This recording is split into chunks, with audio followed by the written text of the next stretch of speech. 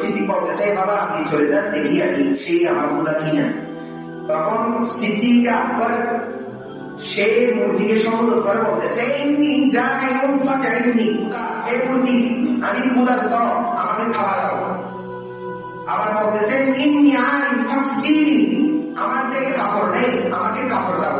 মূর্তির কোনো আওয়াজ আছে? শেষ মাঝে একটা টিচ নিয়ে বলতেছে, তুমি যদি খুদা হয়ে থাকো তাহলে নিজের বলে বাঁচাও।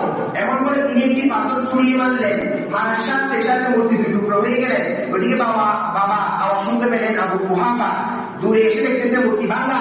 কি মূর্তি কে ভাঙলো? বলতেছে আমি ভাঙছি। বলতে কেন?